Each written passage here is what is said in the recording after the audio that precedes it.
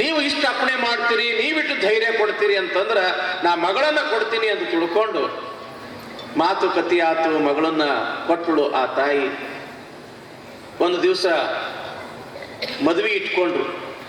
ಹಾರನಹಳ್ಳಿಯಿಂದ ಒಂದು 50-60 ಕಿಲೋಮೀಟರ್ ದೂರ ಇರ್ತಕ್ಕಂಥ ಒಂದು ಪಟ್ಟಣದೊಳಗ ಮದುವೆ ನಡೆದದು. ಅಕ್ಷತೆನೂ ಬಿದ್ದು, ಬೀಗರು ನೆಂಟರು ಎಲ್ಲರೂ, ಪ್ರಸಾದನೂ ಆತು. ಇನ್ನು ಮದುಮಕ್ಕಳು ಇಬ್ಬರು ಕೂಡಿ ಊಟ ಮಾಡಿ ಪ್ರಸಾದ ಮಾಡಿ ತಾವು ಉಂಡಿರ್ತಕ್ಕಂಥ ಎಲಿ, ಆ ಹುಡುಗ ರಾಜಶೇಖರ ತಾನು ಉಂಡಿರ್ತಕ್ಕಂಥ ಎಲಿ ಹಿಂಗೆ ಹಿಡ್ಕೊಂಡು ಸ್ವಲ್ಪ ಹಿಂಗೆ ದೂರ ಹೋಗಿ ಹಿಂಗೆ ಚೆಲ್ಲಿ ಬರಬೇಕು ಅಂತ ತಿಳ್ಕೊಂಡು ನಡೆದಿರ್ತಕ್ಕಂಥ ಸಮಯದೊಳಗ ಎಲ್ಲಿತ್ತೋ ಏನೋ ಒಂದು ಘಟಸರ್ಪ, ಒಂದು ಹಾವು ಇವನನ್ನ ನೋಡಿದ್ದೆ ತಳ ಬೆನ್ ಹತ್ತಿ ಬಿಡುತ್ತು. ಎದಿನ ಹೊಡ್ಕೊಂಡ್ಬಿಟ್ಟ ಅವ. ಯಾರು? ರಾಜಶೇಖರ. ಏನಂತ?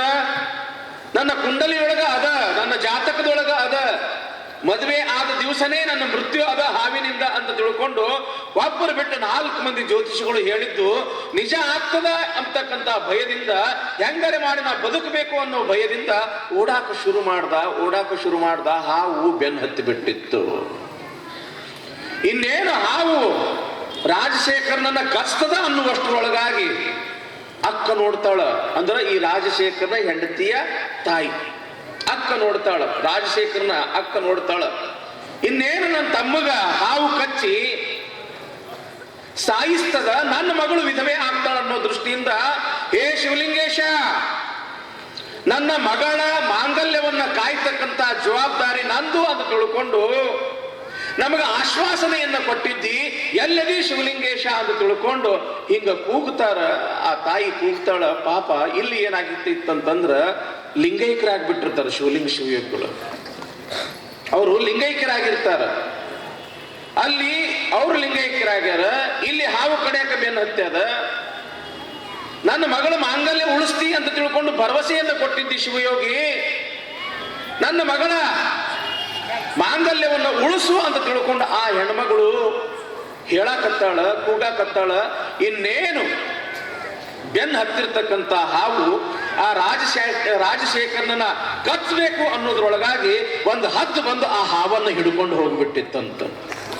ಒಂದು ಹದ್ದು ಬಂದು ಹಾವನ್ನ ಹಿಡ್ಕೊಂಡು ಹೋಗ್ಬಿಟ್ಟಿತ್ತಂತ. ಅದಕ್ಕೆ ಇಲ್ಲಿ ಹೇಳ್ತಾರ, ನಂಬರು ನೆಚ್ಚರು ಬರಿದೆ ಕರೆವರು, ನಂಬಲರಿಯರು ಲೋಕದ ಮನುಜರು. ನಂಬಿ ಕರೆದೊಡೆ ಓ ಎನ್ನನೇ ಶಿವನು. ಯಾವ ರೀತಿಯಾಗಿ ತುಂಬಿದ ಸಭೆಯೊಳಗ ದ್ರೌಪದಿಯ ಸೀರೆಯನ್ನು ಸೆಳಿತಕ್ಕಂಥ ಸಮಯದೊಳಗ ಅಣ್ಣ ಕೃಷ್ಣ ಎಂಬತಕ್ಕಂಥ ಒಂದು ಭಕ್ತಿಯಿಂದ, ವಿಶ್ವಾಸದಿಂದ, ನಂಬಿಕೆಯಿಂದ ದ್ರೌಪದಿ ಕರೆದಾಗ ಶ್ರೀಕೃಷ್ಣ ಯಾವ ರೀತಿಯಾಗಿ ಸೀರೆಯನ್ನು ಕೊಟ್ಟ ಎಂಬತಕ್ಕಂಥದ್ದನ್ನ ನಾವು ಮಹಾಭಾರತದ ಚರಿತ್ರೆಯಿಂದ ಕೇಳ್ತೀವಿ. ಹಂಗ ನಂಬಿಕೆ ಬೇಕು ಮನುಷ್ಯಾಗ. ನಂಬಿಕೆ ಇತ್ತು ಎಲ್ಲ ಅದ, ನಂಬಿಕೆ ಇಲ್ಲ ಅಂತಂದ್ರೆ ಏನು ಇಲ್ಲ. ಹೊಸದಾಗಿ ಮದುವೆಯಾಗಿತ್ತು, ಗಂಡ ಹೆಂಡತಿ ಪರಸ್ಪರ ಒಬ್ಬರ ಮೇಲೆ ಒಬ್ಬರು ಬಹಳ ಪ್ರೀತಿ, ಬಹಳ ಪ್ರೇಮ. ಈ ಹುಡುಗ ಏನು ಇದ್ನಲ್ಲ, ಮದುವೆ ಮಾಡ್ಕೊಂಡಿರ್ತಕ್ಕಂಥ ಹುಡುಗ ಬೆಸ್ತರವ, ಮೀನು ಹಿಡಿತಕ್ಕಂಥ ಕಾಯಕ ಒಂದು. ಇವತ್ತ ನೀನು ನದಿ ಕಡೆಗೆ ಬಾ, ಒಂದಿಷ್ಟು ವಾಯು ವಿಹಾರ ಮಾಡಿಸ್ತೀನಿ ಅಂತ ತಿಳ್ಕೊಂಡು ಹೆಂಡತಿಯನ್ನ ಕರ್ಕೊಂಡು ಹೋಗ್ಯಾನ. ದೋಣಿಯಲ್ಲಿ ಕುಂಡ್ರಿಸ್ಯಾನ. ಹುಟ್ಟ ಹಾಕ್ತಾ ನದಿಯ ಮಧ್ಯದೊಳಗೆ ಹೋಗ್ಯಾನ. ಬಹಳ ವಿಶಾಲವಾಗಿರ್ತಕ್ಕಂಥ ನದಿ. ಎಲ್ಲಿಂದ ಬಂತು ಏನು ಬಂತು, ಒಂದು ದೊಡ್ಡ ಬಿರುಗಾಳಿ ಬಂದ್ಬಿಡ್ತು. ದೊಡ್ಡ ಗಾಳಿ, ಬಿರುಗಾಳಿ ಬೀಸ್ತು.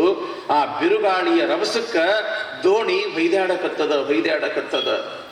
ಆ ತಂಪಾಗಿರ್ತಕ್ಕಂಥ ಗಾಳಿ, ಆ ರುದ್ರ ರಮಣೀಯವಾಗಿರ್ತಕ್ಕಂಥ ದೃಶ್ಯವನ್ನು ನೋಡಿ ಗಂಡ ಮೈ ಮರೆತು ಬಿಟ್ಟನ. ಆನಂದದಿಂದ ಶಿವ ಶಂಕರ ಮಹಾದೇವ ಅಂತ ತಿಳ್ಕೊಂಡು ಹಾಡಕತ್ತಾನ, ಪರಮಾತ್ಮನನ್ನ ಹೊಗಳಕತ್ತಾನ. ಇತ್ತು ನೋಡಿದ್ರೆ ಜೋರಾಗಿ ಗಾಳಿ ಬೀಸಾಕತ್ತದ, ದೋಣಿ ಹೊಯ್ದಾಡಕತ್ತದ. ಹೆಂಡತಿ ಹೆದರಿ ಬಿಟ್ಟಾಳ. ಇನ್ನೇನು ದೋಣಿ ಮುಳುಗುತ್ತದ, ಬಿದ್ದು ಸಾಯ್ತೀವಿ ಎಂಬತಕ್ಕಂಥ ಭಯದೊಳಗ ಆ ಹೆಂಡತಿ. ಅಂತೂ ಇಂತೂ ಗಾಳಿ ಕಡಿಮೆ ಆತು. ಹೊಯ್ದಾಡ್ತಕ್ಕಂಥ ದೋಣಿಯ ಆ ಹೊಯ್ದಾಟ ನಿಧಾನವಾಗಿ ನಿಲ್ತು. ಆದ್ರೆ ಗಂಡ ಮಾತ್ರ ಕಣ್ಮುಚ್ಚಿ ಆನಂದದಿಂದ ಭಗವಂತನ ನಾಮಸ್ಮರಣೆ ಮಾಡಕತ್ತಾನ, ಅವನನ್ನ ಹಾಡಕತ್ತಾನ, ಹೊಗಳಕತ್ತಾನ. ಯಾವಾಗ ದೋಣಿ ನಿಂತು ಹೆಂಡತಿಗೆ ಸಿಟ್ಟು ಬಂದಿತ್ತು. ಹಿಂಗ ಚೂಟದವಳ, ಏನ್ರಿ ಏನದಿರಿ ನೀವು, ಹೊಸದಾಗಿ ಮದುವೆ ಆಗಿರ್ತಕ್ಕಂಥ ಹೆಂಡತಿ ಮೇಲೆ ಎಲ್ಲರೂ ಎಷ್ಟು ಪ್ರೀತಿ ಇರ್ತಾರ. ನೀವು ಅದೀರಿ. ದೋಣಿ ವಿಹಾರ ಜಲವಿಹಾರ ಮಾಡುನು ಅಂತ ತಿಳ್ಕೊಂಡು ಕರ್ಕೊಂಡು ಬಂದು ಆರಾಮ ಶಿವ ಅಂತೇಳಿ ಹಾಡ್ಕೊಂತ ನಿಂತಿರಿ. ಎಂಥ ಗಾಳಿ ಬೀಸ್ತು, ಏನು ಎಂತು, ದೋಣಿ ಎಷ್ಟೊಂದು ಹೊಯ್ದಾಡ್ತು, ಇನ್ನೇನು ಇಬ್ರು ಬಿದ್ದು ಸಾಯ್ತೀವಿ ಅಂತ ಪರಿಸ್ಥಿತಿ ಇತ್ತು. ಪುಣ್ಯಾಕ ಆ ಗಾಳಿ ಕಡಿಮೆಯಾಗಿ ದೋಣಿ ನಿಂತದ. ನಿಮಗೆ ಬುದ್ಧಿಗಿದ್ದೆ ಐತೋ ಇಲ್ಲೋ ಅಂತ ತಿಳ್ಕೊಂಡು ಹೆಂಡತಿ ಗಂಡನನ್ನ ಬೈದಳು. ಆವಾಗ ಗಂಡ ಆ ದೋಣಿಯಲ್ಲಿ ಇರ್ತಕ್ಕಂಥ ಮೀನನ್ನ ಕಡಿತಕ್ಕಂಥ ಮಚ್ಚಿತ್ತಲ್ಲ, ಆ ಮಚ್ಚು ತಗೊಂಡವನ ಹೆಂಡತಿಯನ್ನ ಹಿಂಗ್ ಹೊಡಿಬೇಕು ಅಂತ ತಿಳ್ಕೊಂಡು ಕೈ ಎತ್ತದ. ಆವಾಗ ಹೆಂಡತಿ ಅಂಜಲಿಲ್ಲ, ಬದಲಾಗಿ ನಕ್ಕಳು. ಅವ ಕೇಳ್ತಾನ, ನಿನ್ನ ಹೊಡ್ಯಾಕ ಕೈ ಎತ್ತೀನಿ, ಅದನ್ನು ಮಚ್ಚು ತಗೊಂಡು ಹೆದರೋದು ಬಿಟ್ಟು ನೀ ಯಾಕೆ ನಗಾಕತ್ತಿ? ಆವಾಗ ಹೆಂಡತಿ ಅಂತಾಳಂತ, ನೀವು ಸುಮ್ಮನೆ ಹೆದರಸಾಕತ್ತೀರಿ ಅಟ್ಟ, ಆದ್ರ ನೀವು ನನಗೆ ಹೊಡೆಯುವುದಿಲ್ಲ ಅನ್ನೋದು ನನಗೆ ಗೊತ್ತಾದ, ನೀವು ನನಗ ಕೊಲ್ಲುವುದಿಲ್ಲ ಅನ್ನೋದು ನನಗೆ ಗೊತ್ತಾದ. ಸುಮ್ಮನೆ ಹೆದರಿಕೆ ಹಾಕ್ಸಿದೆ ಹೊರತು ನೀವು ನನಗೆ ಹೊಡೆಯುವುದಿಲ್ಲ. ಯಾಕಂತಂದ್ರ ನೀವು ನನ್ನನ್ನು ಬಹಳ ಪ್ರೀತಿ ಮಾಡ್ತೀರಿ. ಅವಾಗ ಆ ಗಂಡ ಅಂತ, ನಾನು ಹೊಡ್ಯಾಕ ಕೈ ಎತ್ತಿದ್ರು ಕೂಡ ನನ್ನ ಗಂಡ ಕೊಲ್ಲುವುದಿಲ್ಲ ಅನ್ನೋ ವಿಶ್ವಾಸ ನಿನಗೆ ಹೆಂಗ ಅದ, ನನಗೂ ಕೂಡ ನನ್ನ ಗಂಡನಾಗಿರ್ತಕ್ಕಂಥ ಪರಮಾತ್ಮನ ಮ್ಯಾಲ ವಿಶ್ವಾಸ ಅದ, ಅವ ನನಗೆ ಕೊಲ್ಲುವುದಿಲ್ಲ ಅಂತ. ವಿಶ್ವಾಸ ಬೇಕು, ನಂಬಿಕೆ ಬೇಕು, ಭಕ್ತಿ ಬೇಕು ಅಂದಾಗ ಅದು ಅಲ್ಲಿ ಫಲ ಕೊಡ್ತದ. ವಿಶ್ವಾಸ ಇದ್ದಿದ್ದಿಲ್ಲ ಅಂತಂದ್ರೆ ಏನು ಇಲ್ಲ. ಅದಕ್ಕ ನಂಬು ನಂಬೆಲೆ ಮನವೇ ಹಂಬಲಿಸದಿರು ಬರಿದೆ, ನಂಬಿಕೆಯೇ ಕಾರಣವು ಸಾಂಬನಲುಮೆಗೆ. ಕಲ್ಯಾಣದೊಳಗ ತ್ರಿಪುರಾಂತಕ ಕೆರೆ ಅಂತ ಬರ್ತದ. ಬಹಳ ವಿಶಾಲವಾಗಿರ್ತಕ್ಕಂಥ ಕೆರೆ. ನೀವು ಬಸವ ಕಲ್ಯಾಣ ಪ್ರವೇಶ ಮಾಡಬೇಕಾದ್ರೆ ಎಡಗಡೆ ಹತ್ತದ. ಅದು ಏನದು ಕೆರೆ, ಬಹಳ ಅದ್ಭುತವಾಗಿರ್ತಕ್ಕಂಥ ಕೆರೆ ಅದು. ಆ ಕೆರೆ ದಂಡೆಯೊಳಗೆ ಸ್ವಲ್ಪ ಮುಂದೆ ಹೋದ್ರ ತ್ರಿಪುರಾಂತಕೇಶ್ವರ ಅಂತ ತಿಳ್ಕೊಂಡು ಒಂದು ದೇಗುಲ, ಒಂದು ದೊಡ್ಡ ದೇವಸ್ಥಾನ. ಎಷ್ಟು ದೊಡ್ಡ ದೇವಸ್ಥಾನ ಇತ್ತು ಒಂದು ಸಮಯದೊಳಗೆ ತ್ರಿಪುರಾಂತಕೇಶ್ವರದ್ದು ಅಂತ ತಿಳ್ಕೊಂಡು ಕೇಳಿದ್ರ, ಅಲ್ಲೇನು ಕಲ್ಯಾಣದೊಳಗೆ 100 ಶಿವನ ದೇವಸ್ಥಾನಗಳದಾವಲ್ಲ, ಆ ಶಿವನ ದೇವಸ್ಥಾನಕ್ಕೆ ಎಲ್ಲಕ್ಕೂ ಕೂಡ ಮಿಗಿಲಾಗಿರ್ತಕ್ಕಂಥದ್ದು ಇದು ತ್ರಿಪುರಾಂತಕೇಶ್ವರ ದೇವಸ್ಥಾನ. ಅಲ್ಲಿಂದ ಇನ್ನೂ ಸ್ವಲ್ಪ ಮುಂದೆ ಹೋದ್ವಿ ಅಂತಂದ್ರ ಅಲ್ಲಿ ಕಪಿಲೇಶ್ವರ ದೇವಸ್ಥಾನ ಅಂತ ಒಂದು ಸಣ್ಣ ದೇವಸ್ಥಾನ. ಅದು ಕಪಿಲೇಶ್ವರ ಅಂತ ಶಿವನ ದೇವಸ್ಥಾನ. ಹಂಗ ಸ್ವಲ್ಪ ಕಡೆ ಮುಂದೆ ಹೋದ್ವಿ ಅಂತಂದ್ರ ಅಲ್ಲಿ ಶಿವಪುರ ಅಂತ ಒಂದು ಊರ. ನಾ ಹೋಗಿದ್ದೆ ಅಲ್ಲಿ ಬಸವ ಕಲ್ಯಾಣದೊಳಗ ಬಸವ ಪುರಾಣ ಇದ್ದಾಗ ನಾವು ಆ ಶಿವಪುರಕ್ಕೂ ಹೋಗಿದ್ವಿ. ಆ ಶಿವಪುರದಲ್ಲಿ ಇರ್ತಕ್ಕಂಥ ಅದ್ಭುತವಾಗಿರ್ತಕ್ಕಂಥ ಆ ಶಿವನ ದೇವಸ್ಥಾನ ನೋಡಿ ಬಂದ್ವಿ. ದಾರಿಯಲ್ಲೇ ಇರ್ತಕ್ಕಂಥ ಆ ಕಪಿಲೇಶ್ವರ ದೇವಸ್ಥಾನಕ್ಕೂ ಕೂಡ ನಾವು ಹೋಗಿದ್ವಿ. ಆ ಶಿವಪುರದೊಳಗ ಈ ಹಾಲು ಮಾರುವ ಕಾಯಕದವರು ಬಹಳ ಜನ ಅಲ್ಲಿ. ನಾವೇನು ಗೊಲ್ಲರು ಅಥವಾ ಈ ಕಡೆ ನಾವು ಗೌಳಿಗೇರು ಅಂತ ತಿಳ್ಕೊಂಡು ಈ ಕಡೆ ಕರೀತಾರೆ. ಹಾಲು ಮಾರುವ ಕಾಯಕದವರು ಸಾಕಷ್ಟು. ಯಾಕಂತಂದ್ರೆ ದೊಡ್ಡ ಕೆರೆ, ಸಾಕಷ್ಟು ಒಳ್ಳೆಯ ಜಮೀನುಗಳು, ಸಮೃದ್ಧಿಯಾಗಿರ್ತಕ್ಕಂಥ ನಾಡದು. ಅಲ್ಲಿ ಜನ ಹಾಲು ಮಾರಾಕ, ಮೊಸರು ಮಾರಾಕ, ಬೆಣ್ಣೆ ಮಾರಾಕ, ಮಜ್ಜಿಗೆ ಮಾರಾಕ ಅಂತ ತಿಳ್ಕೊಂಡು ಕಲ್ಯಾಣಕ್ಕೆ ಬರ್ತಿರ್ತಾರೆ. ಒಂದು ದಿವಸ ಆ ಶಿವಪುರದ ಒಬ್ಬ ಹೆಣ್ಮಗಳು ಗೊಲ್ಲತಿ ಮಜ್ಜಿಗೆ ಮಾರಬೇಕು ಅಂತ ತಿಳ್ಕೊಂಡು ತಲೆ ಮೇಲೆ ದೊಡ್ಡದಾಗಿರ್ತಕ್ಕಂಥ ಗಡಿಗೆ ಹೊತ್ಕೊಂಡು ಕಲ್ಯಾಣಕ್ಕೆ ಬರ್ತಕ್ಕಂಥ ಸಂದರ್ಭ, ಬಸವ ಕಲ್ಯಾಣಕ್ಕೆ ಬರ್ತಕ್ಕಂಥ ಸಂದರ್ಭ. ಆ ಸಮಯದೊಳಗೆ ಏನಾಗಿದೆ ಅಂತಂದ್ರ ಒಬ್ಬ ಭಕ್ತ ಆ ಕಪಿಲೇಶ್ವರನಿಗೆ ಬೇಡ್ಕೊಂಡಾನ, ನಂದು ಇಂಥದೊಂದು ಕೆಲಸ ಆಯ್ತು ಅಂತಂದ್ರೆ ದೇವರೇ ನಿನಗೆ 1100 ಕೊಡದ ಹಾಲು ನಾ ಅಭಿಷೇಕ ಮಾಡಿಸ್ತೀನಿ ಅಂತ ತಿಳ್ಕೊಂಡು ಬೇಡ್ಕೊಂಡಾನ. ಆ ಕಪಿಲೇಶ್ವರನ ಕೃಪಾದಿಂದ ಅವನಿಗೆ ಒಳ್ಳೇದಾಗ್ತದ, ಅವನ ಹರಕೆ ತೀರಿಸ್ಬೇಕಲ್ಲ. ನಂದಿಂಥ ಕೆಲಸ ಆಯ್ತು ಅಂತಂದ್ರೆ 1100 ಆ ಕುಂಭವನ್ನು ತುಂಬಿ ಹಾಲಿನ ಒಂದು ಅಭಿಷೇಕ ಮಾಡ್ತೀನಿ ಅನ್ನೋ ಒಂದು ಹರಕೆ. ಆನಂದದಿಂದ ಆ ಭಕ್ತ 1100 ಕೊಡ ಹಾಲನ್ನ ಎರೆದು ಅಭಿಷೇಕ ಮಾಡ್ಯಾನ ಆ ಕಪಿಲೇಶ್ವರ ಲಿಂಗಕ್ಕ. ಎಷ್ಟು ಹಾಲಾಗಿತ್ತು ಅಂತಂದ್ರೆ ಈಗೂ ಕೂಡ ಹೇಳ್ತಾರ, ಆ ಕಪಿಲೇಶ್ವರ ದೇವಸ್ಥಾನ ಪಕ್ಕದೊಳಗ ಒಂದು ಸಣ್ಣ ಕೆರೆ ಅದ, ಹೆಚ್ಚು ಕಡಿಮೆ ಇದಕ್ಕಿಂತ ಸ್ವಲ್ಪ ದೊಡ್ಡದಾಗ್ತೈತಿ ಆ ಕೆರೆ ಎಲ್ಲ ತುಂಬಿತ್ತು ಹಾಲು ಅಂತ ಹೇಳ್ತಾರೆ. ಇಂದಿಗೂ ಕೂಡ ಆ ಕೆರೆಯನ್ನ ನಾವು ನೋಡ್ಬೋದು. ಹಾಲು ಕೆರೆ ಅಂತ ತಿಳ್ಕೊಂಡು ಕರಿತಿರ್ತಾರೆ. ಅದಕ್ಕೆ ರುದ್ರಾಭಿಷೇಕ ಮಾಡಿರ್ತಕ್ಕಂಥ ಆ ಹಾಲು ಹರಿದು ಹರಿದು ಹರಿದು ರಸ್ತೆ ಎಲ್ಲ ರೊಜ್ಜಾಗಿ ಕೆಸರಾಗಿ ಆ ಹಾಲು ಹರಿದು ಆ ಕೆರೆ ತುಂಬಿ ಬಿಟ್ಟಿರ್ತದ. ಆ ಹೆಣ್ಮಗಳು ಏನು ಹಾಲು ಮಾರಕ ಅಥವಾ ಮಜ್ಜಿಗೆ ಮಾರ್ಬೇಕು ಅಂತ ತಿಳ್ಕೊಂಡು ಏನು ಬರಾಕತ್ತಾಳಲ್ಲ, ತಲೆ ಮ್ಯಾಲ ಗಡಿಗೆಯನ್ನು ಹೊತ್ಕೊಂಡು ರೊಜ್ಜಾಗಿರ್ತಕ್ಕಂಥ ಆ ರಸ್ತೆಯಲ್ಲಿ ಬರುವಾಗ ಏನಾಗ್ಯದ ಅಂತಂದ್ರ ಕಾಲ ಜಾರಿ ಬಿಟ್ಟದ, ಆ ಗೊಲ್ಲತಿಯ ಕಾಲು ಜಾರಿ ಬಿಟ್ಟದ. ಅದೇ ಹೊಸದಾಗಿ ಗಂಡನ ಮನ್ಯಾಗ ನಡ್ಯಾಕ್ ಬಂದಿರ್ತಕ್ಕಂಥ ಸೊಸಿಯಕ್ಕಿ ಅತ್ತಿ ಬೆರಕಿದ್ದಳು. ತಲೆ ಮ್ಯಾಲಿರ್ತಕ್ಕಂಥ ಗಡಿಗೆ ಕೆಳಗೆ ಬಿತ್ತು ಅಂತಂದ್ರ ಗಡಿಗಿನೂ ಹೊಡಿತದ, ಈ ಮಜ್ಜಿಗಿನೂ ಚೆಲ್ಲಿ ಬಿಡ್ತಾವ. ಅತ್ತಿ ಬೈತಾಳ ಅಂತ ತಿಳ್ಕೊಂಡು ಯಾವಾಗ ಕಾಲು ಜಾರ್ತದ ಇನ್ನೇನು ನಾ ಕೆಳಗೆ ಬೀಳ್ತೀನಿ ಅನ್ನೋದ್ರೊಳಗ ಏನಂತಾಳ ಅಂತಂದ್ರ ಬಸವ ರಕ್ಷಿಸು ಅಂದ್ ಬಿಡ್ತಾಳ. ಬಸವ ರಕ್ಷಿಸು ಅಂತಾಳ. ಗಡಿಗೆ ಅಂತರ್ಲೆ ನಿಂತಾಳ, ಈಕಿ ಬಿದ್ದ. ಗಡಿಗೆ ಅಂತರ್ಲೆ ನಿಂತದ. ಬಸವ ರಕ್ಷಿಸು ಅಂದಾಗ ಏನಾಗ್ಯದ, ಗಡಿಗೆ ಅಲ್ಲೇ ನಿಂತದ, ಈಕಿ ಬಿದ್ದಾಳ.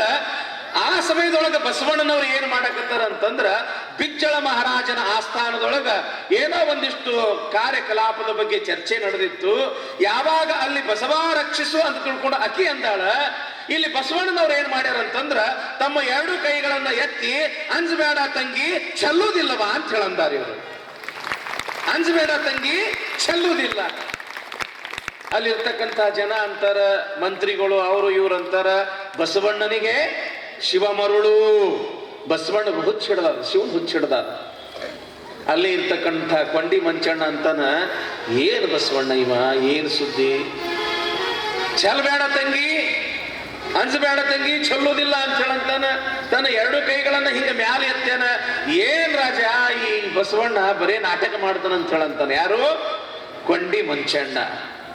ಅವಾಗ ಬಿಜ್ಜಳ ಮಹಾರಾಜರು ಕೇಳ್ತಾರ, ಯಾಕೆ ಬಸವಣ್ಣ, ಯಾಕೆ ಬಸವಣ್ಣ ಅಂಜಬೇಡ ತಂಗಿ ಚೆಲ್ಲುವುದಿಲ್ಲ ಅಂತ ತಿಳ್ಕೊಂಡು ಎರಡು ಕೈ ಮ್ಯಾಲ ಎತ್ತಿಯಲ್ಲ, ಯಾಕ? ಅವಾಗ ಬಸವಣ್ಣವ್ರ ಅಂತಾರ, ಯಪ್ಪ ಮಹಾರಾಜ, ಶಿವಪುರದ ಒಬ್ಬ ಹೆಣ್ಮಗಳು ಮಜ್ಜಿಗೆ ಮಾರ್ಬೇಕು ಅಂತ ತಿಳ್ಕೊಂಡು ಕಲ್ಯಾಣಕ್ಕೆ ಬರಾಕತ್ತಾಳ.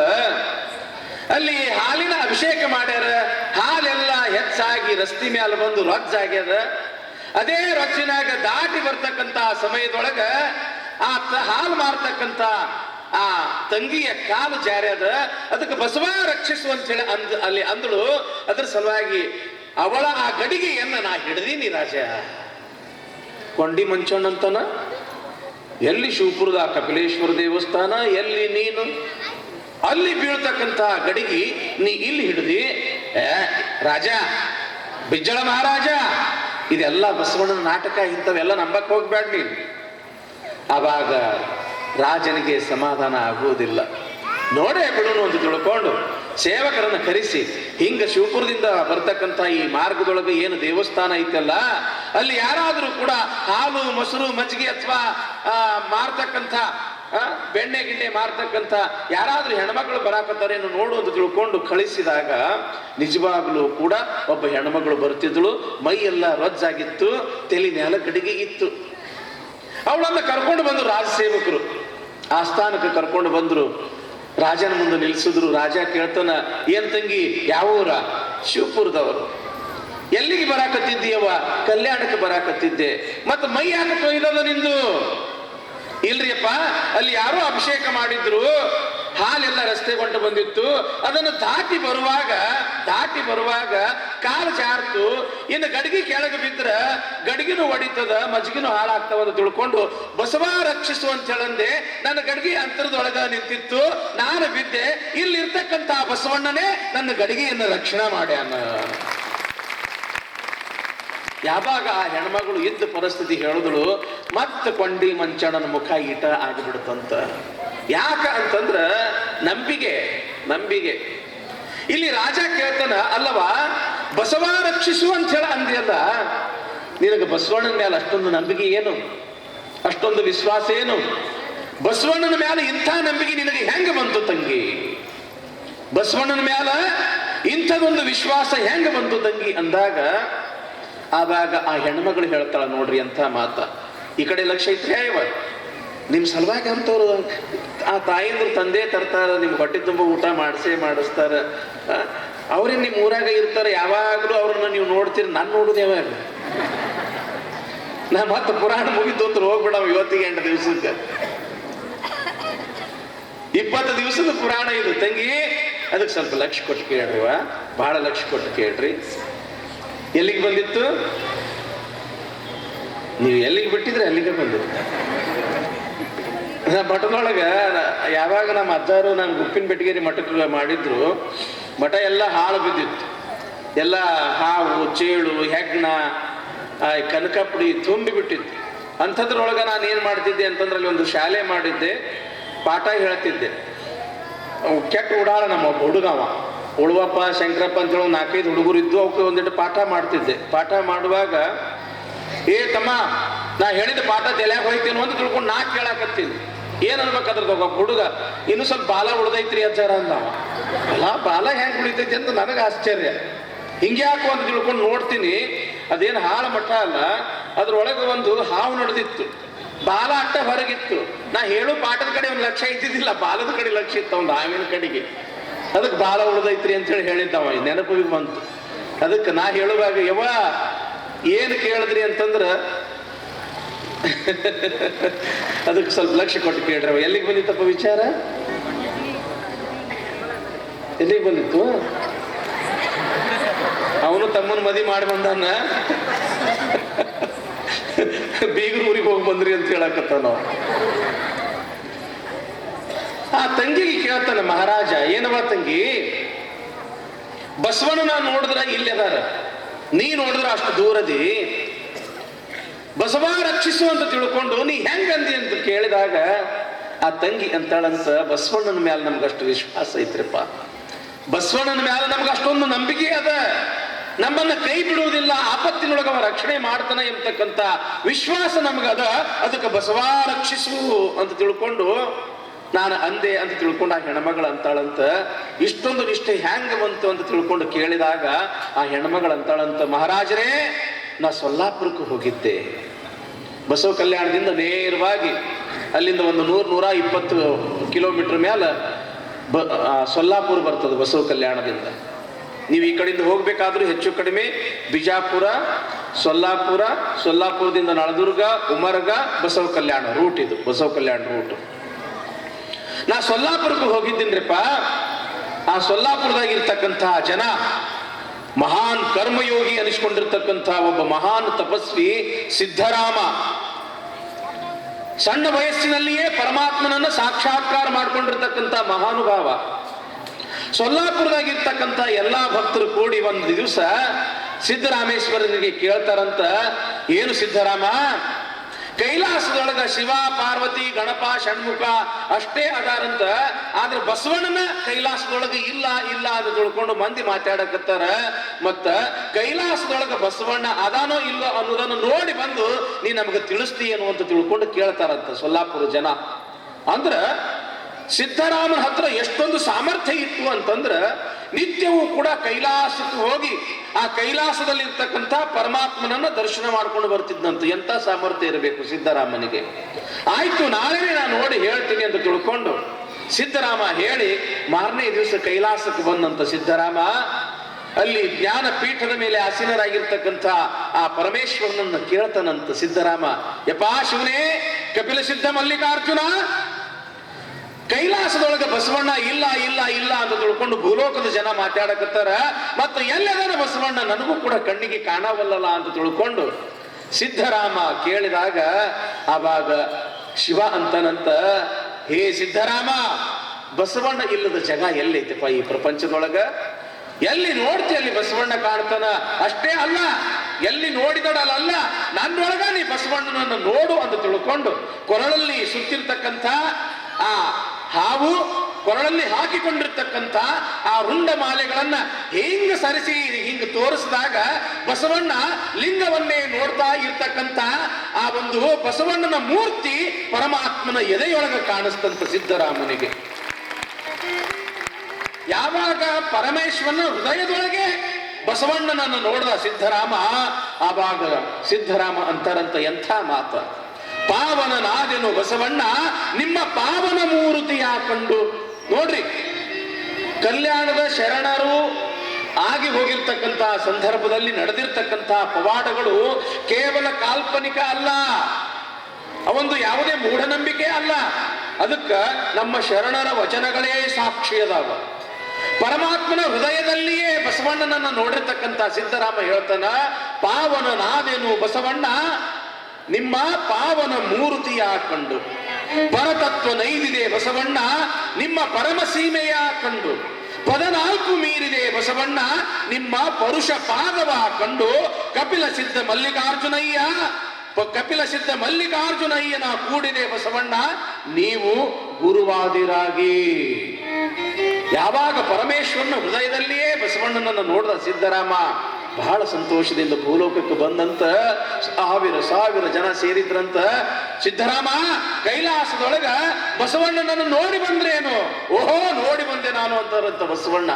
ಆ ಸಿದ್ಧರಾಮ ಹೆಂಗ ನೋಡಿದ್ರೆಪ್ಪ, ಹೆಂಗದನ ಬಸವಣ್ಣ ಅಂದಾಗ ಆವಾಗ ಸ್ವತಃ ಸೊಲ್ಲಾಪುರ ಸಿದ್ಧರಾಮೇಶ್ವರರೇ ಪರಮಾತ್ಮನ ಹೃದಯದಲ್ಲಿ ಯಾವ ರೀತಿಯಾಗಿ ಬಸವಣ್ಣನನ್ನ ಕಂಡಿದ್ರೋ ಅದೇ ರೀತಿಯಾಗಿ ತಮ್ಮ ಹೃದಯದೊಳಗ ಬಸವಣ್ಣನನ್ನ ಸೊಲ್ಲಾಪುರದ ಜನಕ್ಕೆ ತೋರಿಸಿದ್ರು ಅಂತ ತಿಳ್ಕೊಂಡು ಶರಣ ಸಾಹಿತ್ಯ ಅಥವಾ ನಮ್ಮ ಇತಿಹಾಸದಿಂದ ನಾವು ತಿಳ್ಕೊಂಡು ಬರ್ತೀವಿ. ಕಾರಣ ಏನು ಅಂತಂದ್ರ ಬಸವಣ್ಣನ ಮೇಲೆ ಇಡ್ತಕ್ಕಂಥ ಶ್ರದ್ಧೆ, ನಿಷ್ಠೆ, ಅದು ನಂಬಿಕೆ ಎಂಬತಕ್ಕಂಥದ್ದು ಕೆಲಸ ಮಾಡ್ತದ ಎಂಬತಕ್ಕಂಥ ವಿಚಾರ ಈ ಸಂದರ್ಭದಲ್ಲಿ ಹೇಳ್ತಾ, ಮುಂದಿನ ವಿಷಯ ನೋಡ್ಕೊಳ್ಳೋದಕ್ಕಿಂತ ಮುಂಚೆ ನಮ್ಮ ಗವಾಯಿಗಳೊಂದು ಹಾಡನ್ನ ಹೇಳ್ತಾರೆ, ನಂತರ ವಿಷಯ ಮುಂದುವರಿಸೋಣ.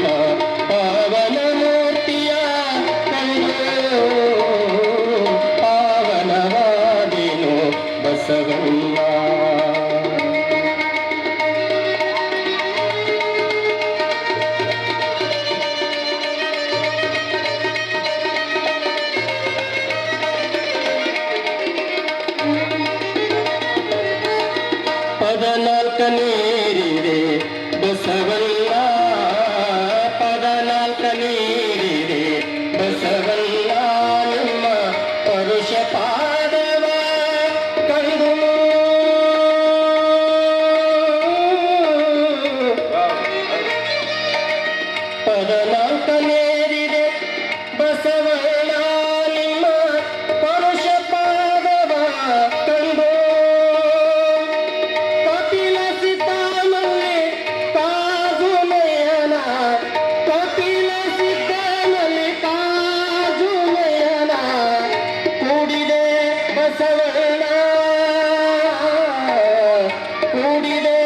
ಬಸವಣ್ಣ ನೀವು ಗುರುವಾದಿರಾಗಿ ನೀವು ಗುರುವಾದಿರಾಗಿ ಪಾವನವಾದಿನೋ ಬಸವಣ್ಣ ಪಾವನವಾದಿನೋ ಬಸವಣ್ಣ ನಿಮ್ಮ ಪಾವನ ಮೂರ್ತಿಯ ಕಂಡು ಪಾವನವಾದಿನೋ ಬಸವಣ್ಣ ಪಾವನವಾದಿನೋ ಬಸವಣ್ಣ ಜಯ ಮಂಗಲಂ ಜಯ ಗುರು ಬಸವೇಶ ಹರ ಹರ ಮಹಾದೇವ. ನೋಡ್ರಿ ಎಷ್ಟು ಅದ್ಭುತವಾಗಿ ಹಾಡಿದ್ರು ನಮ್ಮ ಗವಾಯಿಗಳು. ವಯಸ್ಸು ಸಣ್ಣದು, ಆನಂದದಿಂದ ಹಾಡಕತ್ರ ನಮ್ಮನ್ನು ಎಲ್ಲಿಗೆ ಕರ್ಕೊಂಡು ಹೋಗ್ತಾರಂತಂದ್ರೆ ಅವ್ರು ಬಸವ ಕಲ್ಯಾಣಕ್ಕೆ ಕರ್ಕೊಂಡು ಹೋಗ್ತಾರೆ. ಎಲ್ಲ ಮರೆತು ಬಿಡ್ತೀವಿ. ಜೋರಾದ ಚಪ್ಪಾಳೆಯೊಂದಿಗೆ ಎಲ್ಲ ಕಲಾವಿದರನ್ನು ನಾವು ಗೌರವಿಸೋಣ. ಕಲೆ ಅನ್ನೋದು ಹಂಗೆ ಒಲಿಯೋದಿಲ್ಲ, ಅದು ಗಾಡ್ ಗಿಫ್ಟ್ ಅಂತಾರಲ್ಲ. ಅವರೇನು MA ಮಾಡಿಲ್ಲ, PhD ಮಾಡಿಲ್ಲ, ಆನಂದದಿಂದ ಹಾಡ್ತಾ ಇದ್ರೆ ಮೈ ಮರೆಸಿಬಿಡ್ತಾರೆ. ನಿನ್ನ ಹ್ಯಾಂಗೆ ಕುಂಬಾರ ಗುಂಡಯ್ಯ ಶಿವನನ್ನು ಭೂಮಿಗೆ ಕರ್ಕೊಂಡು ಬಂದ, ಹೌದಲ್ಲ? ತಾನೂ ಕುಣಿಯುವುದಲ್ದ ಶಿವನ್ನು ಕುಣಿಸಿಬಿಟ್ಟ. ಶಿವನು ಕುಣಿಸೋದಲ್ದನ ಸಕಲ ಸ್ಥಾವರ ಜಂಗಮ ವಸ್ತುಗಳನ್ನು ಕೂಡ ಕುಣಿಸ್ದ ಅಂತಂದ್ರೆ ಭಕ್ತಿಯೊಳಗೆ ಆನಂದದಿಂದ ಭಜನೆ ಮಾಡೋದ್ರೊಳಗೆ ಮೈ ಮರೆತು ಶಿವನ ಭಕ್ತಿ ಮಾಡೋದ್ರೊಳಗೆ ಎಷ್ಟು ಆನಂದ ಅದ. ತಂಗಿ, ನಿನ್ನೆ ದಿವಸ ಎಲ್ಲಿಗೆ ಬಂದಿತ್ರಿವ ಪುರಾಣ? ಎಲ್ಲಿಗೆ ಬಂದಿತ್ರಿವ? ಇಲ್ಲಿಗೆ ಬಂದಿತ್ತನು? ಮತ್ತೆ ಅಲ್ಲಿ ಹಿಂದೆ ನಮ್ಮ ಓದಿಯವ್ರು ದೂರ ಕುಂತು ಬಿಟ್ಟಾರ, ನಮಗೆ ಸಂಬಂಧ ಇಲ್ಲ ಅಂತ ತಿಳ್ಕೊಂಡು ಬಿಟ್ಟಾರ. ಏನ್ರಿವ ನಿನ್ನ ಯಾವ ವಿಚಾರ ಬಂದಿತ್ರಿ ಪುರಾಣದಾಗ? ಭಾಳ ದಿವ್ಸಕ್ಕೆ ಅತ್ತಿ ಮನೆಗೆ ಅಳ್ಯಾಗ ಹೋದ. ಇಂಥವು ಹೇಳಿದ್ರೆ ನಿಮ್ಗೆ ಅಗ್ದಿ ಭಾಳ ಖುಷಿ. ಅದ್ರದಾಗ ಅಳ್ಯಾಗ ಅಂತ ಅಳ್ಯಾ ದೇವರು ಅಂತ ಕರಿತೀರಿ. ಗುಡಿ ಗುಂಡಾರದಾಗಿರ್ತಕ್ಕಂಥ ಮಠ ಮಂದಿರದಾಗಿರ್ತಕ್ಕಂಥ ದೇವರೆಲ್ಲ ಸುಳ್ಳ, ಹಳ್ಯಾ ದೇವ್ರ ಹಬ್ಬನ ಕರಿ ನಿಮಗೆ. ಅದ್ರದಾಗ ಅತ್ತಿಗಳಿಗೆ ಭಾಳ ಜೀವ ಹಳೆಯ ಅಂತಂದ್ರು. ಯಾಕ್ರಿ ಅವ ಎಂತ ಬರ್ಲಾರ ಹಳೆಯ ಇಂದ ಬಂದ ಅನ್ನೋದು ತಿಳ್ಕೊಂಡು ಬಿಸಿ ಬಿಸಿ ಬಿಸಿ ಅಡುಗೆ ಮಾಡಿದಳು. ಅದ್ರದಾಗ ಏನು ಮಾಡಿದಳು ಅಂತಂದ್ರೆ ಕರಗಡಬು ಮಾಡೋಳು ನೋಡ್ರಿ. ಇವತ್ತು ನಮ್ಮ ಮಹೋದಯರು ಭಾಳ ತಂದಾರ, ಎಲ್ಲ ಜಿಲೇಬಿ ತಂದಾರ, ಕರಗಡಬು ತಂದಾರ, ಹೋಳ್ಗಿ ತಂದಾರ, ಬಿಳಿಜಾಳ ರೊಟ್ಟಿ, ಸಜ್ಜಿ ರೊಟ್ಟಿ, ಚಪಾತಿ, ಪಲ್ಯ ಗಿಲ್ಯ ಬಾಣನು ಸಾಕಷ್ಟು ತಂದಾರ. ಉಣವ್ರ ಇಲ್ಲ, ಬರ್ತಾರನ್ರಪ್ಪ. ಫೋನ್ ಮಾಡಿದ್ರೆ ಸಾಕು, ಅಜ್ಜಾರ ಬಾನ ಬಂದೈತ್ರಿ ಅಂತ. ಬನ್ನಿ ಅಂತಾರ ಅಜ್ಜಾರ, ನಮ್ಮ ಅಜ್ಜಾರ. ಭಾಳ ದಿವ್ಸಕ್ಕೆ ಬಂದಾರ ಹಳ್ಯಾ ದೇವ್ರು ಅಂತ ತಿಳ್ಕೊಂಡು ಬಿಸಿ ಬಿಸಿ ಬಿಸಿ ಬಿಸಿ ಕರಿಗಡಬು ಮಾಡಿದಳು ಅತ್ತಿ. ಇವ ಜೀವಮಾನದಾಗ ಕರಿಗಡಬ ಅನ್ನೋದು ಗೊತ್ತಿದ್ದಿಲ್ಲ ಇವನಿಗೆ. ತಿಂದಿದ್ದು ಕರಿಗಡಬ ನೋಡಿದ್ದಿಲ್ಲ, ಕರಿಗಡಬ ತಿಂದಿದ್ದಿಲ್ಲ. ತಿಂದ 8 ತಿಂದ, 10 ತಿಂದ, 20 ತಿಂದ, 25 ತಿಂದ. ರುಚಿ ರುಚಿಯಾಗಿದ್ದು ಎಷ್ಟು ತಿಂದ್ರು ಸಮಾಧಾನ ಆಗಬಲ್ದು. ಮಾಡಿದ್ದೆಲ್ಲ ಮುಗ್ದ ಬಿಟ್ಟು ಅತ್ತಿ ಮತ್ತೆ ಇದಕ್ಕೆ ಏನಂತಾರ? ಯಪ್ಪ ಇದಕ್ಕೆ ಕರಿಗಡಬ ಅಂತಾರ ತಮ್ಮ. ಮತ್ತೆ ನಿನ್ನ ಮಗಳಿಗೆ ಮಾಡಕ್ಕೆ ಬರ್ತೈತೇನೋ? ಏನು ನನಗಿಂತ ಚಂದ ಮಾಡ್ತಾಳೆ ನನ್ನ ಮಗಳು. ಆಯ್ತು, ಮತ್ತೆ ಮನೆಗೆ ಹೋಗಿ ಕರಿಗಡಬ ಮಾಡಿಸ್ಕೊಂಡು ಉಂಡ್ರಾತು ಅಂತ ತಿಳ್ಕೊಂಡು ಭಾಳ ಮರುಗೇಡಿದ್ದ ನನ್ನಂಗೆ. ಮರಿಬಾರ್ದು ಅಂತ ತಿಳ್ಕೊಂಡು ಅವಾಗೇನು ಬಸ್ ಗಿಸ್ಸ ಏನೂ ಇದ್ದಿದ್ದಿಲ್ಲ, ನಡ್ಕೊಂತ ಹೋಗುದು ನಡ್ಕೊಂತ ಬರುದು. ಮರಿಬಾರ್ದು ಅಂತ ತಿಳ್ಕೊಂಡು ಕರಿಗಡಬ ಕರಿಗಡಬ ಕರಿಗಡಬ ಕರಿಗಡಬ ಕರಿಗಡಬ ಅನ್ಕೊಂತ ಬರಾಕತ್ತಾನ. ಹಾದ್ಯಾಗ ಯಾರ ಮಾತಾಡ್ಸಿದ್ರು ಕರಿಗಡಬ ಕರಿಗಡಬ ಕರಿಗಡಬನ ಅಂತಿದ್ದ. ಯಾಕೆ ಮರಿಬಾರ್ದಲ್ಲ? ಮೊದಲು ಬಾಗಿಲದೊಳಗೆ ಏನಿರ್ತಿದ್ದು, ಊರ ಏನು ಅಗಸಿ ಬಾಗಿಲ ಅಂತೇಳಿ ಕರೀತಾರಲ್ಲ, ಮಹಾದ್ವಾರ ನಡ್ಬರ್ಕವು ದೇವ್ರಂತ ತಿಳ್ಕೊಂಡು ಏನೋ ಇಟ್ಟಿರ್ತಾರಲ್ರಿಪ್ಪ. ಈ ಕಡೆ ಏನಂತಾರ್ರಿ, ಬೋರ್ಗಲ್ ಅಂತ ಹೇಳಿ ಏನ್ ಇರ್ತೈತಲ್ಲ, ಆ ಕರಿಗಡಬ ಕರಿಗಡಬ ಅನ್ನೋ ಗುಂಗುನೊಳಗ ಆ ಕಲ್ಲು ಐತಿ ಅನ್ನೋದ ಮರ್ತ ಬಿಟ್ಟಿದ್ದ. ಎಡು ಬಿಟ್ಟ ಉಯ್ಕ್ ಅಂತ ಬಿದ್ದು ಬಿಟ್ಟು ನೋಡ್ರಿ. ಕರಿಗಡಬ ಅನ್ನೋದು ಮರ್ತ ಬಿಟ್ಟದ. ಹಂಗ ಉಯ್ಕ್ ಉಯ್ಕ್ ಉಯ್ಕ್ ಉಯ್ಕ್ ಅನ್ಕೊಂತ ಮರಿಗೆ ಬಂದ. ಏನ ಮತ್ ನಿನ್ ತವ್ರ ಮನೆಗೆ ಹೋಗಿದ್ನಿ. ಮತ್ ತವ್ರ ಮನೆ ಅಂದ್ರೆ ಯಾರಿಗ್ ಖುಷಿ ಆಗೋದಿಲ್ಲ. ನಮ್ಮವ್ ಹೆಂಗ ಅದಾಳ್ರಿ, ಮಸ್ತ್ ಅದಾಳ, ಏನ್ ಕೇಳ್ತಿ, ಉಯ್ಕ್ ಮಾಡಿ ನೀಡಿದ್ಲು. ಉಯ್ಕ್ ಮಾಡಿ ನೀಡಿದ್ರಿ. ಅಕ್ಕಿನ್ಕಿಂತ ನೀ ಭಾಳ ಚಂದ ಮಾಡ್ತಿ ಅಂತ 20-25 ಉಂಡ್ರು ಸಮಾಧಾನ ಆಗ್ಲಿಲ್ಲ. ಅದಕ್ಕೆ ನೀ ಉಯ್ಕ್ ಮಾಡಿ ನೀಡಬೇಕ. ಆಕಿ ಗಾಬರಿ ಆದಳು. ಏನಾರ ಹೇಳಿದ್ರ ಮಾಡ್ಬೋದು ಪಾಪ ಹೆಣ್ಮಗಳು. ಉಯ್ಕ್ ಮಾಡಂದ್ರೆ ಎಲ್ಲಿಂದ ಮಾಡ್ಬೇಕು? ನನಗೆ ಮಾಡೋದು ಬರೋದಿಲ್ರಿ ಅಂತ ಉಯ್ಕ್ ಉಯ್ಕ್ ಗೊತ್ತಿಲ್ಲ ಅಂದ ಕೂಡಲೇ ಸಿಟ್ಟು ಬಂತು ನೋಡ್ರಿ. ಅಲ್ಲೇ ಗೂಟಕ್ಕೆ ಬಾರ್ಕೋಲ್ ಇತ್ತು, ಬಾರ್ಕೋಲ್ ತಗೊಂಡವನ ಮಾಡ್ತೇನಿಲ್ಲ ಉಯ್ಕ್ ಉಯ್ಕ್ ಮಾಡ್ತೇನಿಲ್ಲ ತಿಳ್ಕೊಂಡು ಬಾರ್ಕೋಲ್ ತೊಗೊಂಡು ಹೊಡ್ಯಾಕತ್ತ ಹೇಳ್ತೀನ್ರಿ. ಪಾಪ ಹೆಂಡತಿ ಯವ್ವೋ ಸಾಯ್ತೀನಿ ಯಾರೇ ಬರ್ರಿ ಬಿಡಿಸ್ರಿ ಅಂತ ತಿಳ್ಕೊಂಡು ಒಂದಾಸ ಅವನು ಕೂಗಾಡಕತ್ತಳು. ನೆರಮನಿ ಮುದುಕಿ ಓಡೋಡಿ ಬಂತು.